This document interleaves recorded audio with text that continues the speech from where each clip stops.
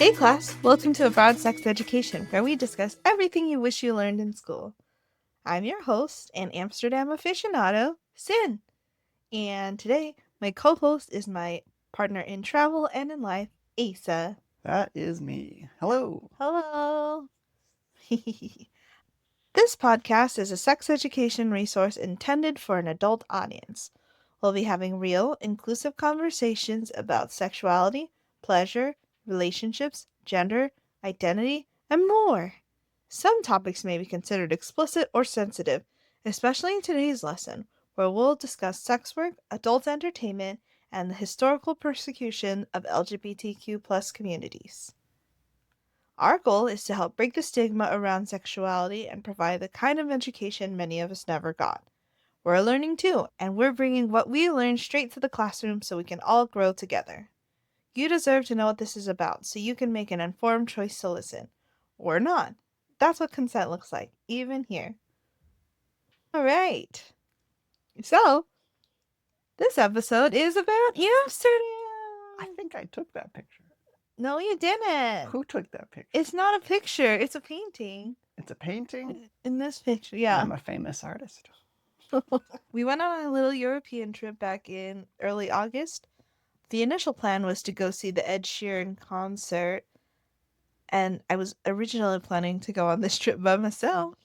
But then this person came along and Some random dude showed up.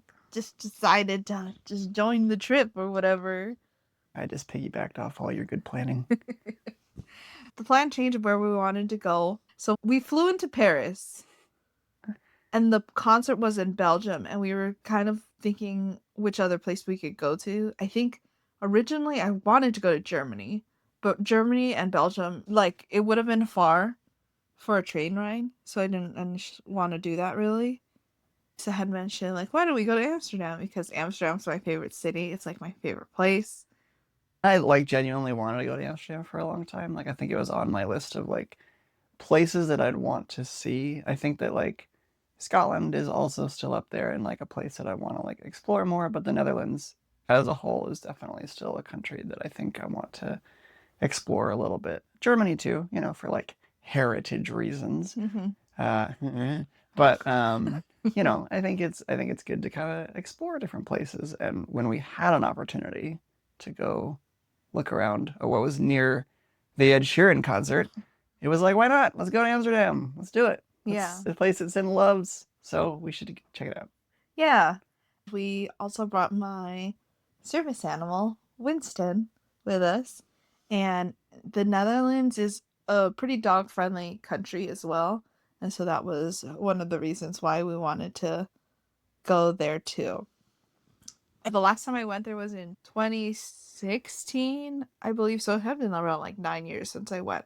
I remember it was the first city I got to really solo travel in, which I think it was part of the reason I loved it so much, because I had the freedom to do whatever I wanted.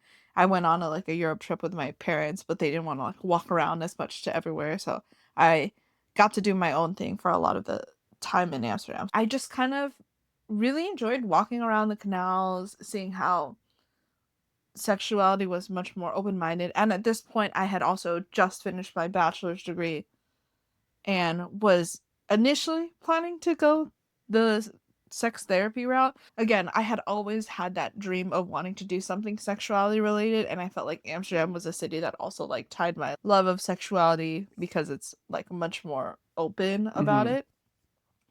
And there was also a lot of things. I love the transportation, the metros. I love them so much. They're just fun to look at, and they were so efficient, they were so fun. And then I liked biking around. I liked how it was a biking culture. And that first time I went to, it was springtime, so it was cold, and I love cold weather. So it's a very diverse city. There's so much to do out there. Everyone was super friendly too. So there were a lot of elements of okay, when he was like, oh, let's go to Amsterdam, I was like, heck yeah, I want to go back.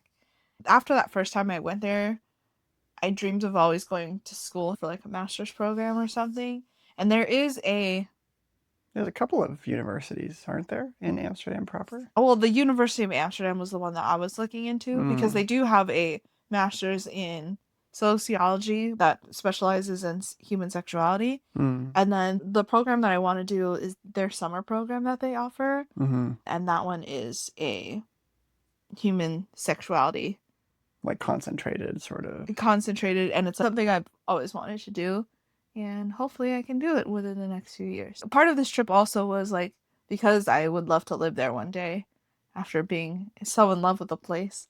A few weeks before deciding, like, oh, where could we live while we were out there? So we kind of saw the different. Well, we only saw one town that was on the outskirts, but I would not want to live there. I think yeah, that was definitely a purposeful choice, was to like kind of explore like what life would be like if you were living there rather than like going there as a tourist. Hmm. And I feel like it's very often that you go to another place and you kind of experience what it's like to be a tourist there, and you go to like the hot spots. And of Hmm. course we did that in Amsterdam, right? But I think we also were intentional about trying to do things that were a little more what it would be like if you had been there day to day, which I Yeah. thought was really a cool experience, I think. I don't think we did too many things that would be considered super tourist, other than being in the main city center, which That's what I'm is talking the about. most Yeah, touristy that's what I'm thing. talking about, right? But that's because a lot of the things that we're going to be talking about in this episode were in the city center. One of my favorite things that's out there is the parks. Mm-hmm. Like, it's just so green and it's so like, I don't know. It feels like there's nature for such a big city. There's a lot of nature everywhere, which I really like that they preserved. Yeah, yeah, definitely. Hmm. All right. So, are you ready to get into what the lessons are about today? Of course. Yeah, let's Uh, do it. so I forgot to make a slide that shows all the lessons, so I'm just gonna tell them right now. The first part is going to be geography, where we're gonna just talk about the highlights of different places we recommend going to in Amsterdam that are human sexuality related. The second is going to be history. We're going to go through the history of the red light district and prostitution in Amsterdam. And then lastly, we are going to be having a little study break where me and Asa kind of just dive into the trip a little bit more.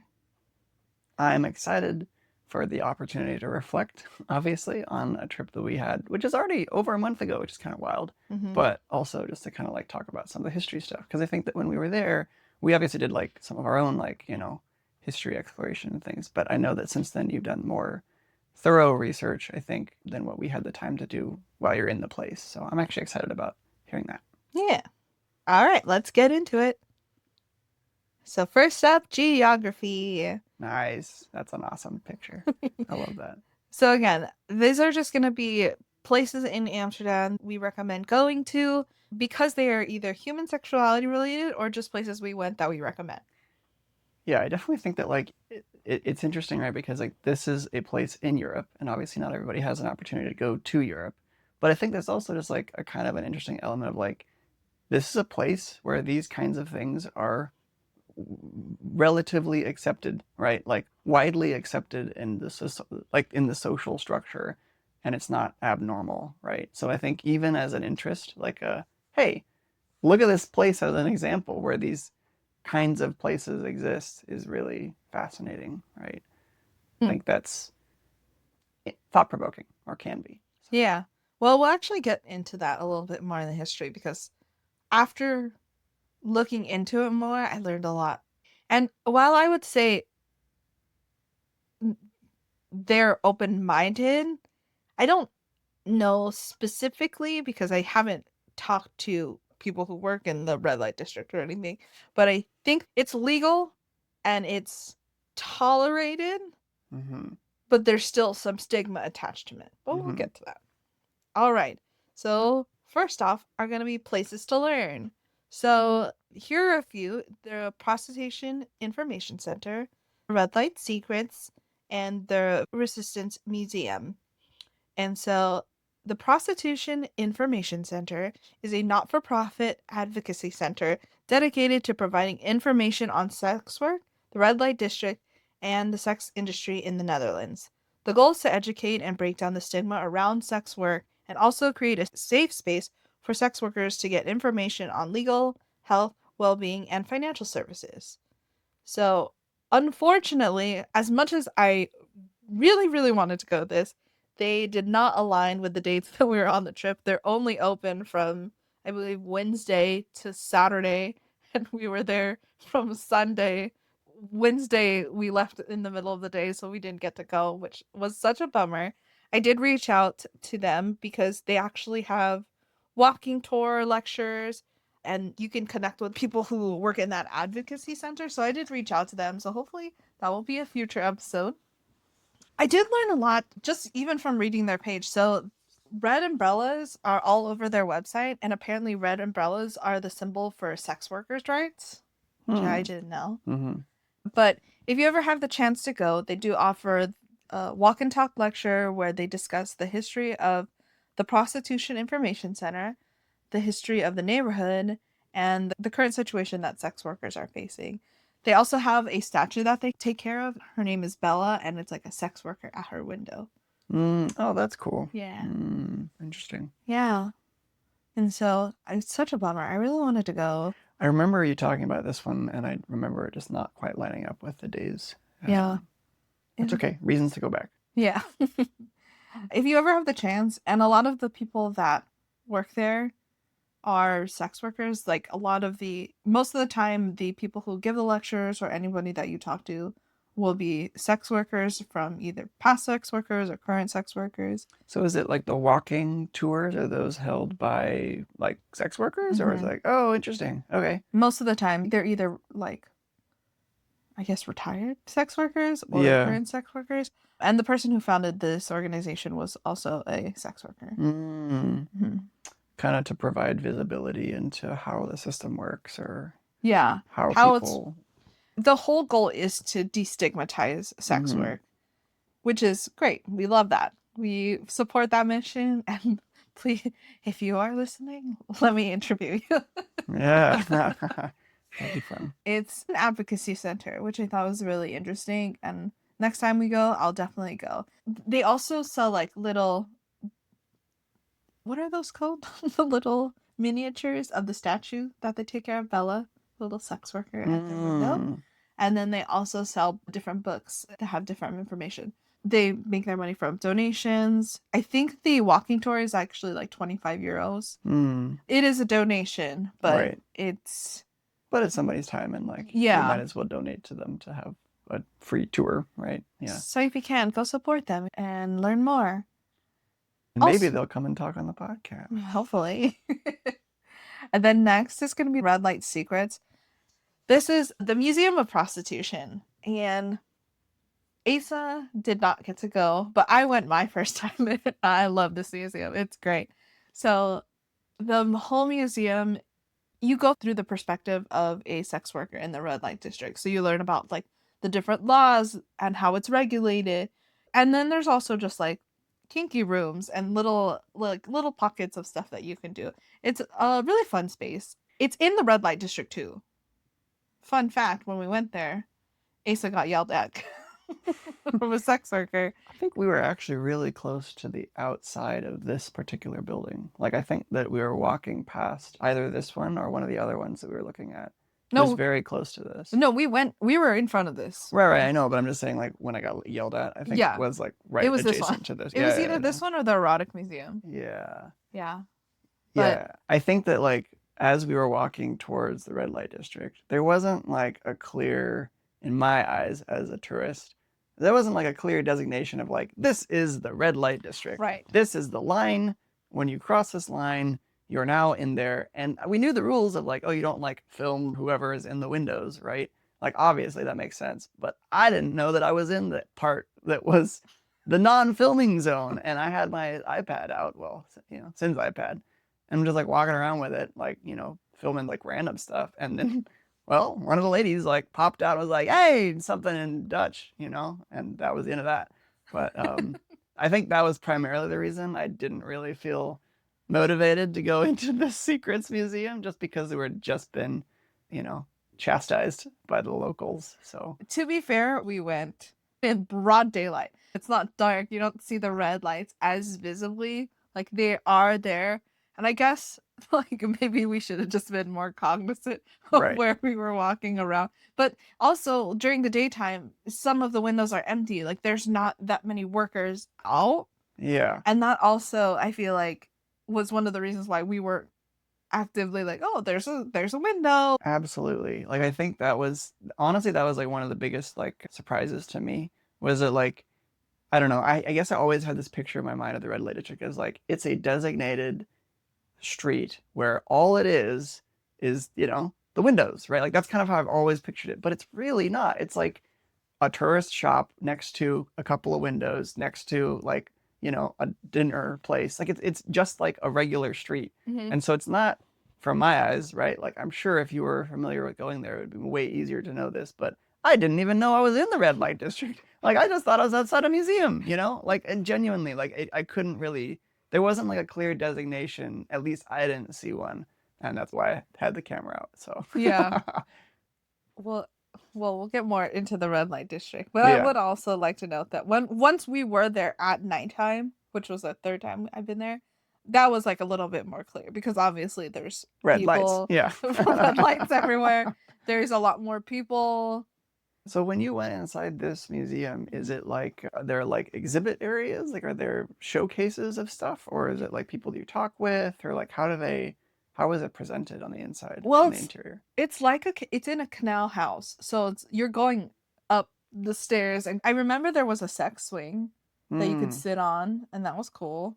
One of the things I remember most was there was a wall full of like different quotes of people who are sex workers and like Hmm. their experience doing it.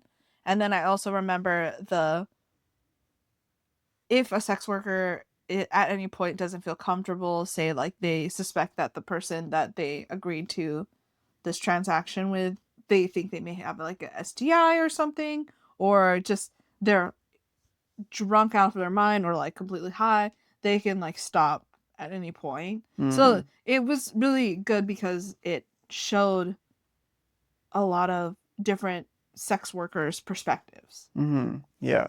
Hmm. That could be kind of cool. I could see like imagining the notes from people to be very interesting. Hmm. Yeah, neat. Yeah, bummed we didn't go inside. I didn't quite think it was the appropriate time to go in. Also, we were like rushing. Like we only had a couple days, right? Like so Well, someone also just proposed to me, which really screwed my schedule. hey, I don't know anything about that. And then the lastly, isn't necessarily human sexuality related, but we went to the Verzet's Resistance Museum. The reason why I'm including it is because the first day we got there was the last day of Amsterdam Pride. And they had like a list of events of places throughout the city that had different exhibits or things you could do that were pride related. And in the Resistance Museum, they had the Josephine Baker exhibit, which was amazing. It was so good. But the Resistance Museum itself was a very harrowing walkthrough because there were a lot of things that were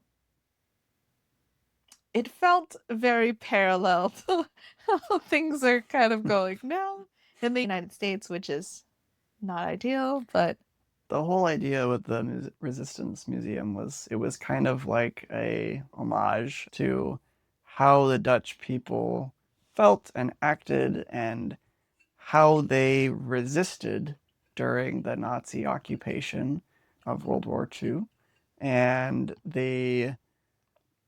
I think the fascinating thing was to go, and I'm sure that Sin will talk about this, is like you go through all these rooms that are like very heavy, right? Like, yeah, we we were hiding people in our basement because we were terrified they were gonna get murked, and mhm. we chose to like not go to school because if we went to school, we'd have to subscribe to this ideology and like all these things of evidence of people choosing to take a stand in however way they could or felt comfortable to resist XYZ. It's very sobering. And then you turn the corner and it's Josephine Baker and it's like all like fancy dresses and like cheetah and like all this, very fun stuff. It was so like sombering to walk through the Resistance Museum, but then once you got to her exhibit, it was just fun. It was like bright, it was like pink, it was like Very pride. very bright, very and like I learned so much about her and I love her so much now. But then leaving that to just go back to the rest of the Resistance Museum. Yeah, it wasn't like there was like one side was resistance and one side was Josephine. It was like one room in the middle of the Nazi occupation. every time I've gone to Europe, like you know, like, oh yeah, the Nazis invaded Europe. But when you go there, you're just like, oh, like you could actually seeing the footage in the place that it actually happened, and Hmm. then hearing them talk about how, like, you know, the at some point they asked us all to like register for like, Yeah. you know, like our race and all this stuff, and just it's just like, oh. Right. Let's just break that down a little bit for anyone who doesn't understand what we're talking about. We're going to make a system that requires you to have a real documentation that tells you what your all of your traits are, your age, your birthday, where you live, and then that will be the thing that people use to like look up your registry information. Mhm. And the thing that they were after obviously was like, are you Jewish, right? But like the same system is what we kind of have in the US today. Like we're being asked to make real IDs. You know, not saying it's exactly related, but like, I don't know. Yeah. Tangent. Anyway, the Resistance Museum is actually worth going to. The Josephine Baker exhibit was only there for a brief amount of time. What was your like bigger takeaway from the Resistance Museum overall? What was something like that you liked or Yeah, I think overall really enjoyed going there. I think that I've been very fortunate to have been able to go to Europe a few times, and I think that every time I go, I have been very conscious and aware of how it's not pride, but it's like awareness that Europe is about their history as a whole.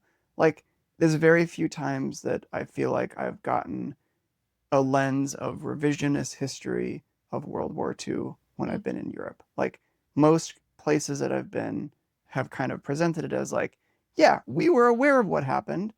We were aware of some of the problems. And like now we're maybe reflecting on that or, we're like I think I was lucky to go to Germany and like they were very like, yeah, it happened. We like we're never gonna let that happen again, right? Like it was very present and like aware of that history, right? And I think that this was a really great example of that, of like specifically how people of the Netherlands wanted to show, right? Why would you make a museum if you didn't want to show how you resisted, right? And like how you know, found ways to push back against a social structure and a social environment that you may not have agreed with, right? Because that was kind of the theme was Nazi occupation came, it was very quick. Like we didn't really have a choice, but we tried to do what we could to resist, right? And obviously that's not everybody, right? Of course, that's broad strokes. I'm sure there were people who were on the board of whatever, right? But there were just lots of stories of really interesting kind of experiences of like this is somebody's little like paragraph about what they did to put a foot down or stand against whatever was happening. And what was really like a highlight for me that definitely made me cry was the end of the museum. There was like a whole room where people had like written, there was like blank papers and you could like write, how you could resist today. And like as examples of like, oh, war is still happening, right? You look at like what's happening in the Middle East, right? Like there's lots of things that are ongoing and people had an opportunity in this space to like write their little notes. And it was kind of crazy. Kind of crazy to see like all the notes that were US related, right? Like a lot of people from a lot of different countries that were kind of saying, "Hey, America, wake up and just consider what's happening here and like how maybe there's things that you should do to change what's happening, right?" And I'm not a political activist for the most part. I don't think that I'm, the most involved, but I do think that resonated a lot with me because of how honest people were and the comparisons that people were making. So yeah. very interesting.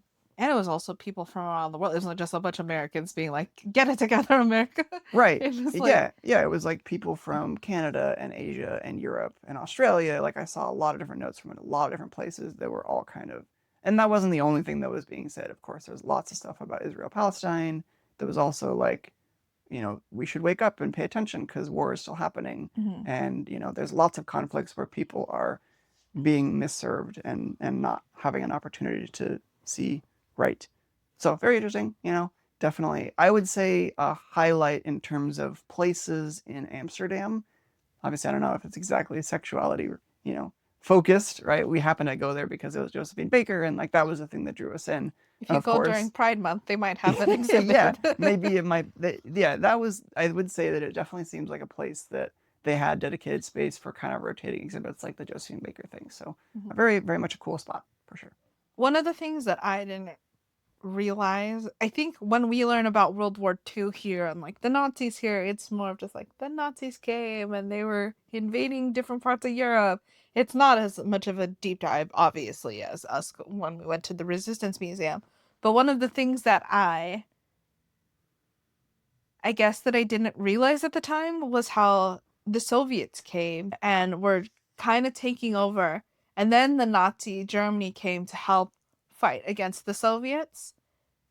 And then when the Nazis were originally in the Netherlands, they were generally fine. They weren't like as amplified as we know them today. And I think seeing that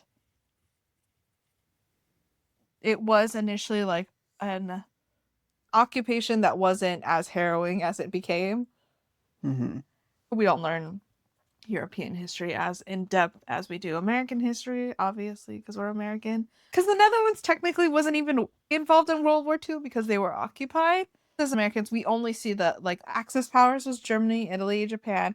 The Allied powers were the UK, United States, Soviet Union, and China. Mm-hmm. Yeah, I really think that I only ever considered like those places as part of World War II, Right. even though like all of Europe was getting taken over Yeah. by like Nazi Germany. Yeah. And I think that was definitely present specifically like here because like that was how they presented it. It was like it happened so fast. All of a sudden we were like, we were under occupation. Like our government was kind of like swapped, like the major ministers or whatever the position was like very quickly swapped out. And that was it. It was like a kind of a gradual change, but it wasn't like a very dramatic, like a lot of, there was the bombing though, right? Like, was it Rotterdam? Right? Rotterdam. Rotterdam was bombed, which was a really significant one in Netherlands. Their monarchy had to flee to the UK. Right, right. Yeah. And then I remember there was a symbol, like orange was like a symbol for something. The color Orange orange. was the color of the royals. It was the royal, it was like supporting the royals who left. Yeah. Yeah. So it's a very recommended museum to go to, but you have to be prepared. It's going to be a museum about the resistance of the Nazis during World War II. Every time I tell people out here that I really want to go to the Holocaust Museum, everyone's like, "No, it's sad." I was like, "Why? Why can't we just be sad for a little bit?" Right. Like Yeah. it's Is it really that bad to acknowledge something that a lot of people died in? Like, yeah. sure, you can be sad for 2 hours, but maybe you'll remember that and think about that more, about how it affects your life in the future and the decisions you make. Maybe you won't cause a genocide later on in life. Right. I think this is a kind of something that I was thinking about a little bit, especially after going here, is the few times that I've been to American museums, especially that are war related or like monuments or anything like that, it's usually one of two things or a combination thereof of either here's the history very bluntly of these are the battles we fought and these are the outcomes that we had, Mhm.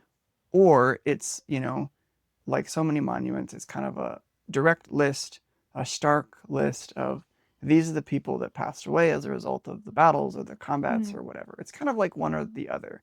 And it was a little less of that in this particular museum, a lot more of like, how did we feel as Right. this conflict was happening and affecting our government, right? And that's a very different way of looking at and examining the history Yeah. because it's not just the textbook number of this is how many died and passed away or like, fought or whatever, right? Which is very valid and definitely useful to consider the scale of what has happened in these kind of conflicts.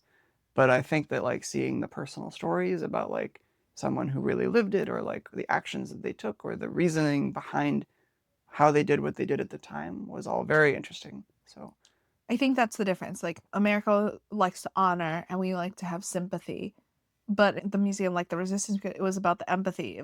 It's putting yourself in the perspective of the people happening. Because for the most part, I feel like a lot of the museums we have, it's like, oh my god, look at the ship that we had at this time. Like this is what, th- this was the bombshell that yeah. we launched or whatever, right? It's Yeah. all very like, look at this cool stuff, and Look it's at like the this cool stuff did tragic things. yeah. Like When I went to Washington, D.C., they have like a whole museum of like war, so like maritime, like they have something that has to do.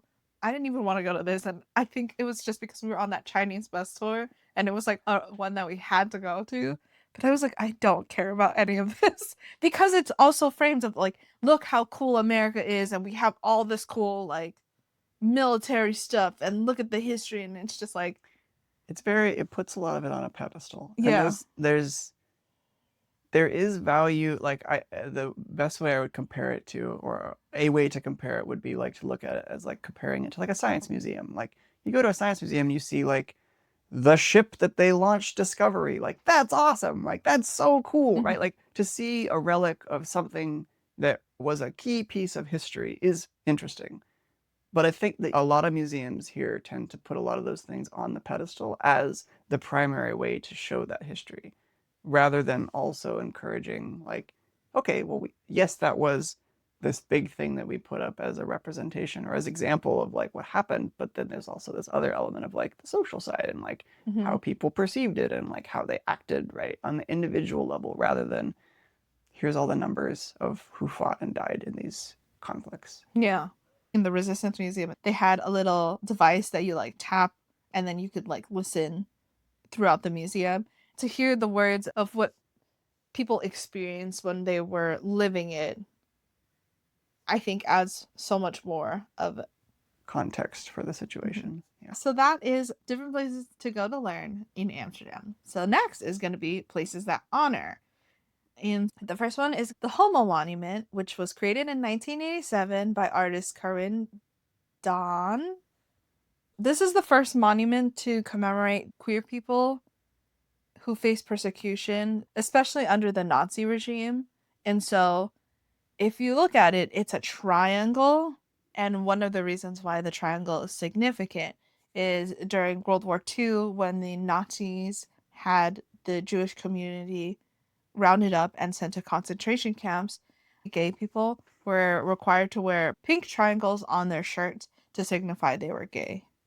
I would say because it is an auditory medium, you may want to describe what a triangle looks like. Like If it. you don't know what a triangle looks No, no, I like, know, I cannot help you. like if I say it looks like a triangle, I have no idea. That's what I'm saying. So for anyone listening to the podcast right now, the PowerPoints are going to be linked. I'm going to start linking them into the description. So if you want to go into them and look at them, you can. And if you are watching the YouTube video, you are very lucky and you get to see the Google listing that shows a picture of it. When we went, it was at nighttime.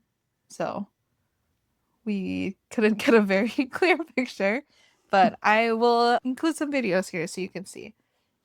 So this is supposed to symbolize the ongoing fight for LGBTQ plus rights and the remembrance of those who were silenced or forgotten in history. I actually didn't know this. I just found this out. The triangles point towards the Anne Frank House, the Dutch Parliament, and a nearby LGBTQ meeting place. Like the corners of Mm-hmm. the triangle. Mm-hmm.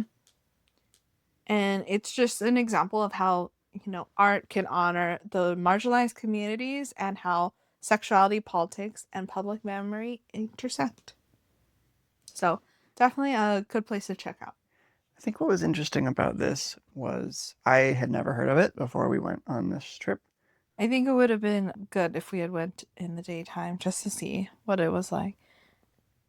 Okay, the next place that we stop by is Sex Museum. So this is the world's first dedicated sex museum showcasing erotic art, photography, and cultural artifacts throughout history. It features exhibits on historical erotic paraphernalia, cultural attitudes towards sex and nudity, celebrity related sex scandals and representations, and it emphasizes how sexual expression has always existed, even when repressed.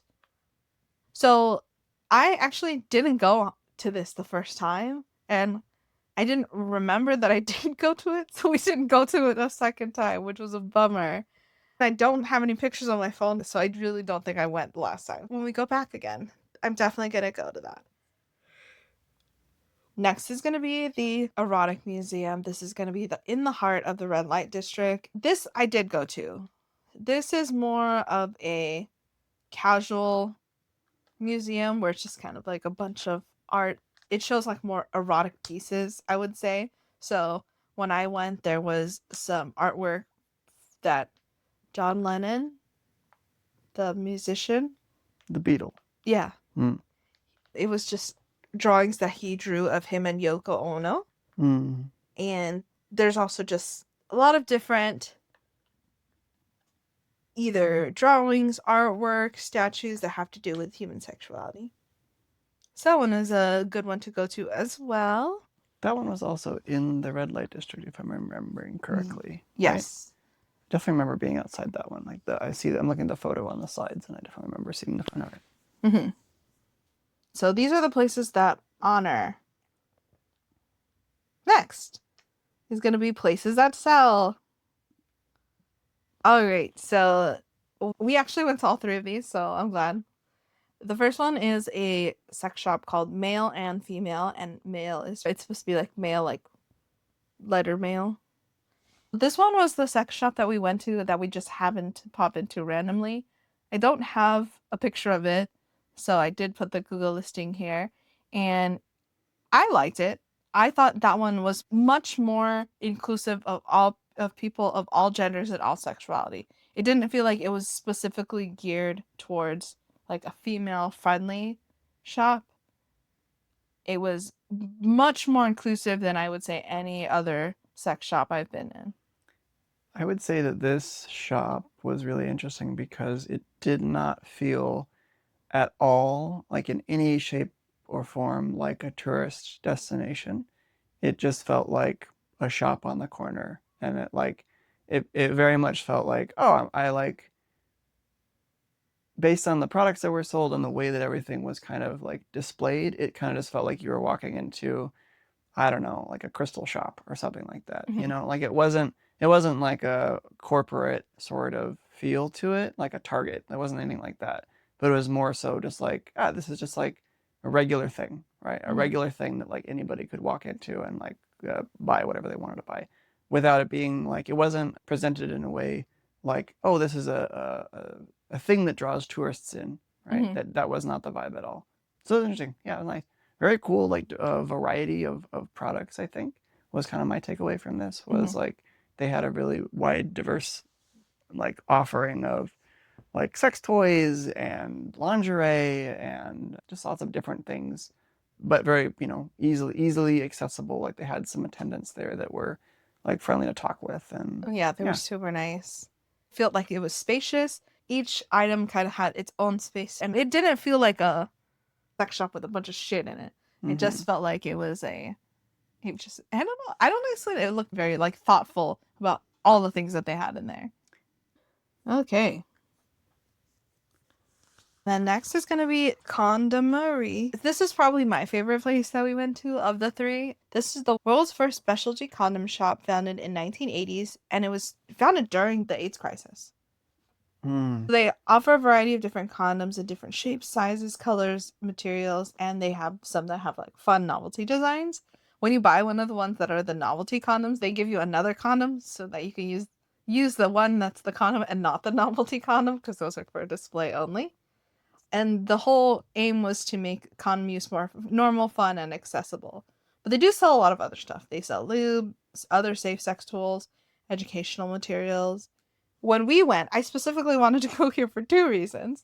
Because they had a menstrual cup that I wanted, and then they also had internal condoms, which I originally knew as female condoms, but now I learned that they're not called internal condoms because people use them for anal sex. We got some from Brooklyn too because, as you've heard in previous lessons, they're so hard to find out here. And honestly, love an internal condom. They were great. They worked great. I think it was interesting. Like when we went to on the inside of this, they had a lot of like art that was also for sale, but a lot of it was sort of like pro condom use and like a lot of, like you said, educational, I would say. And then of course they had like their products, like lots of like, actual condoms, like a very wide variety of offering there. But then also, like you said, the kind of novelty art pieces, which were basically condoms that they, put little color or dye or like whatever else and like reshaped the condom so that it looked like the Eiffel Tower or a cat or whatever, just like art pieces, right? But what I thought was the highlight for this one for me was in the checkout, whatever, like when you're talking with the cashier, they had like a little book, and the book was opened up, and you could kind of see and feel and like you actually feel a condom.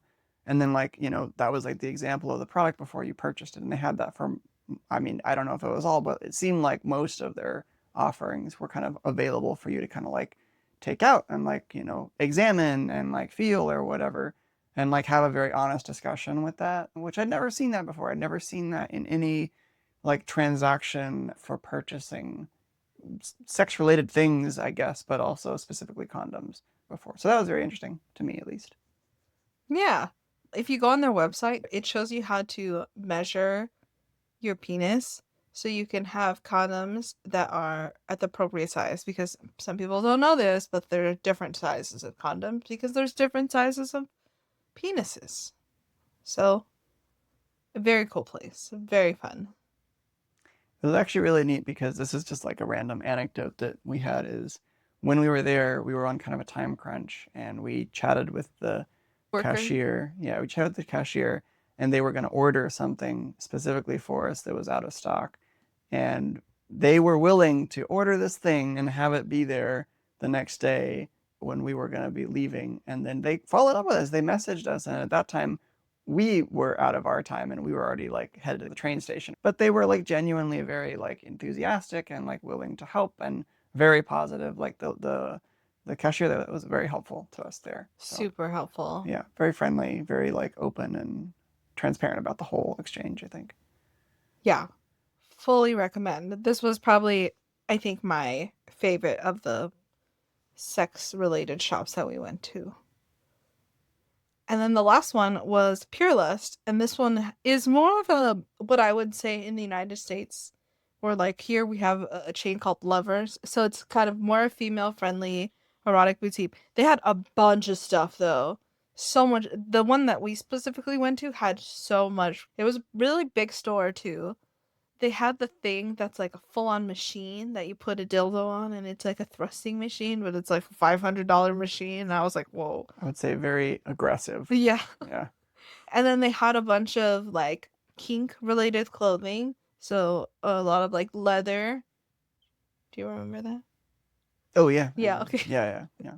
And then one of my favorite things, which as you can see in the picture here, they had a penis plushie wall. And I guess that's like one of the things they're known for, is to be like a little bit more Instagrammy. But it was really fun because it was just a little wall of penis plushies. So I took a little picture here, as you can see. This definitely to me felt like a tourist stop. Like this Hmm. definitely felt like a space that was kind of just the way that it was presented was like, look at all this stuff that you can take your picture of and then move on. And like I'm sure they actually sold things 100%, but I feel like it felt to me like the primary clientele was more for tourists who are coming through, and because of Amsterdam's like notoriety, I guess, as like a sex positive place. So it felt like this was like kind of capitalizing on that. It Yeah. didn't feel as genuine, I would say, as like some of Male the and other. film. Yeah, 100%. Or the condom. Right. Yeah. Mary. I also think that the PLS just was overloaded with stuff. Like it was a little overstimulating. Like, what is that decision? There's so much decision fatigue. If you're Yeah. even to go in there, I personally would not recommend this to someone who doesn't know much or like know what they want if they were gonna, Yeah. because it's so overwhelmed just to see the whole wall of toys Hmm. that they offered, which glad they had such a like wide variety of that, but it's also for someone that doesn't know, like what am I gonna do? Like which one do I get? And again, it did feel like a lot of people were gonna go in there and just be like, oh, look at this stuff. A Look at hundred, like like even just looking at the people that were the clientele that we saw, clientele, I'm saying the patrons is probably a better term, right? Like there were a lot of people that very clearly just walked in off the street and were like taking pictures on their phone because they were on tour or whatever. And then like, oh, look at all this crazy stuff that we saw in Amsterdam, right? yeah. Like that's very much what this felt like to me. I mean, they literally have a penis plushie wall, so Right. they Yeah. know Yeah. their audience. They know who Yeah. they're and they are in an area that is much more Tourist heavy. touristy. Yeah. Yeah, Yeah. Yeah. so that makes sense. But I think my takeaway from kind of seeing like even just these three examples, right? Like in a single city, this was a space where there was a wide variety of ways in which people could purchase or consume, right? Like these kind of products and like these kind of space. And I think that was really interesting because like in the US, I don't really think that like I didn't even realize for the longest time that like Target sells sex toys. That was a recent development. Oh, really? Was It's it? so Okay. much more recent Got it. Okay. development. Well, I didn't, that wasn't widely Yeah. publicized, right? Like I didn't really even know that you could even go to a sex shop until, I don't know, the last couple of years, probably, right? Like I Yeah. always thought that you just had to buy stuff online. Like Hmm. that was kind of my understanding of like where products like this came from. But in Amsterdam, like there was so many different options, like, and it was like very common in terms of like accessibility of like being able to purchase things. And I know like Peerless is a great example of this. Is like it kind of felt like that was sort of an attraction, right? Like of course they're going to capitalize that as like an attraction for tourists or whatever, right?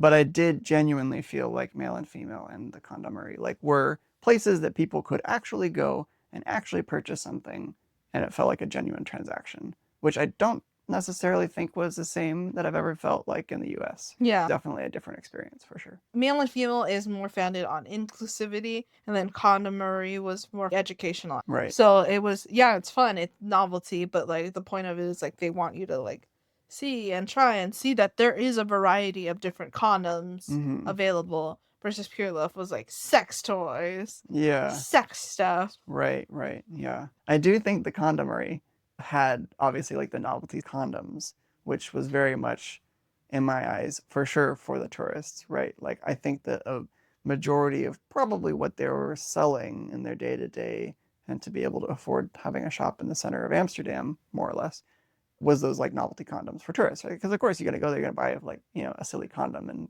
take it home and put on your wall. I would say that Male and Female to me felt like a genuine shop that you could go ask questions. You could also ask questions in the condomery, and I feel like you would get genuine answers that wouldn't feel intimidating or overwhelming or like overstimulating in any kind of way.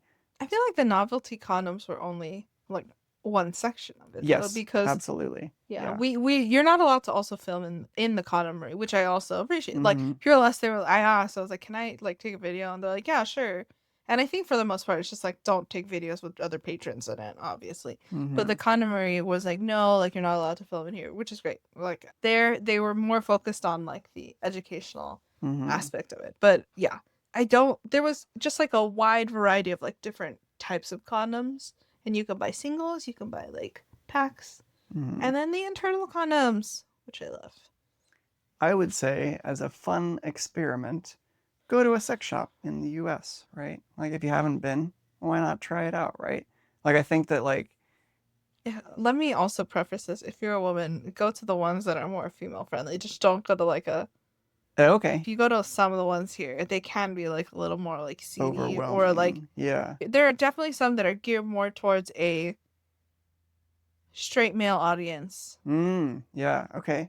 I don't think I've ever been to one like that. I've only ever been to ones that are a little more welcoming, I would say. Yeah, because you've been to the ones that I take you to. Yeah, well, yeah, I mean, that's true. You filtered out probably the ones that you don't want to go Yeah. to. I mean, I'm not opposed into going into those. I'm just saying that it's not even the concern about the storefront itself. It's the concern if you're a woman or a person in the LGBTQ plus community.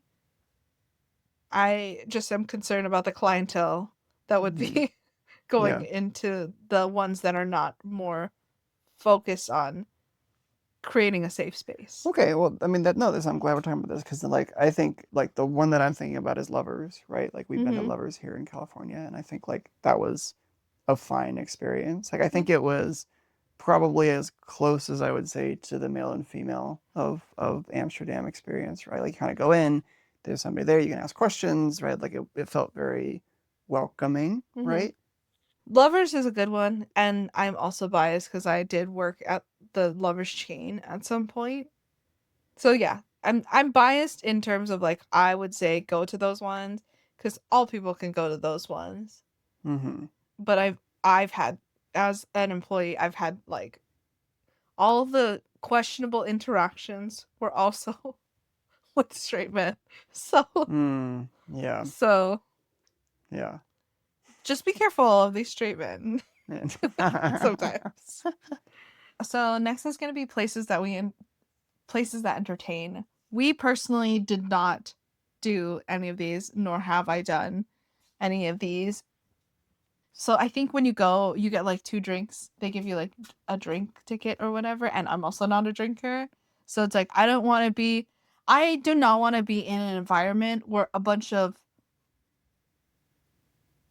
people are gawking. Potentially drunk Yeah, people are gawking gawking at at someone else's people out of like I would love it just to appreciate the acrobatics and the whole experience. I don't think I have anything against the experience. I have an issue with the audience that I would be surrounded by. So for rolling this back just a second, like a sex show, and I've never been to one, so I don't really know, right? But my understanding of what a sex show is kind of like a less dramatic Cirque du Soleil acrobatic show, but it's involving people who are actually having sex. Is that kind of an accurate Yeah. understanding? And if you have Netflix, there's a show called Risque Business. It features these 2 Korean men. One of them is a singer performer, and another one is a comedian. And there's a few seasons. There's like one for Japan, one for Taiwan, I think, and one for Europe. So they actually go to the red light district and go watch a live sex show. Their reactions to it are hilarious because it's obviously something they would not have seen before. But they interview the performers, Performers, yeah. and so that was very good. And because I that's the experience I would have wanted from it, is like the interaction with the performers and not so much like the Yeah. watching the sex show. If in the future I have the ability to either see one privately or interview the performers, that would be great. I think yeah, this is interesting because like I think that like my like personal feelings on this is I would probably categorize it as a little like step further or beyond or whatever you want to call it than like a burlesque show, right? And I've seen a burlesque show and I didn't walk away from it thinking, wow, that was something that I really, really strongly enjoyed. Like I didn't particularly feel connected to it in any particular way. So I kind of made the assumption that like this probably wouldn't be something that I would also enjoy. But like if you're into burlesque shows, maybe it's something that you might be interested in. I don't know. So there are a couple of them. There's Casa Rosa. This is probably the most famous one. It's been operating since 1960s. It's in the red light district, but it offers live sex shows, erotic burlesque, striptease, and fetish performances. And there's continuous shows that run. And for a lot of people, it's a starter experience for a sex positive nightlife. Every time someone's talked to it, like I had a cousin that was, I went and we watched a sex show, and it seems like something that's very like gimmicky. I want to go to appreciate the performance. For me, it would be like equivalent to going to see a play. I feel like, oh my god, wow, that was fantastic. Right. Like the Yeah. technique there, like I would be like actually praising it for like the performance itself, and not so much of like, oh my god, it's a sex show, oh my god, let's go. Hmm. I would say like the best way I could maybe draw a parallel is like I was very lucky this last year to be able to go to Vegas and see, among other things, the Magic Mike show, right? And I think that Magic Mike is like very well known in the US as like a, you know, male performance, right? Of very sexy looking guys doing acrobatics and stuff. And I'm not particularly attracted to the sexy guys, but the acrobatics is genuinely incredible, like genuinely amazing. I think that my takeaway was like, it probably would be similar to this, right? In terms of like, yes, it's sex positive, and yes, it's in this case genuinely sex, right? But like there's also this acrobatic element, and like I could see how people could be interested in the entertainment value, like you have it as places to entertain, of like going to see an acrobatic performance that is also kind of like, oh, I just went to a sex show, right? Like I understand the appeal, not necessarily for me based on my prior experiences of going to burlesque shows and not really enjoying it as much as could have been.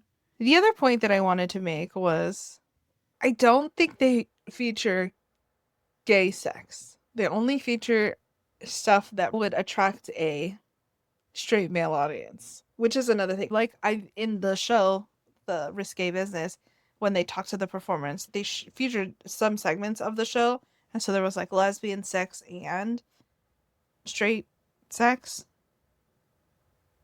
but I don't think there was any gay sex.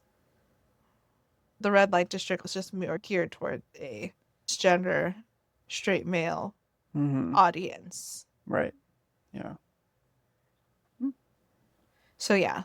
There's also another place called Moulin Rouge Amsterdam, not to be mistaken for the Moulin Rouge in Paris, but they also have live sex acts, strip shows, pole dancing, and geek performances, and it is smaller than Casa Rosso, but it's known to be more interactive and playful.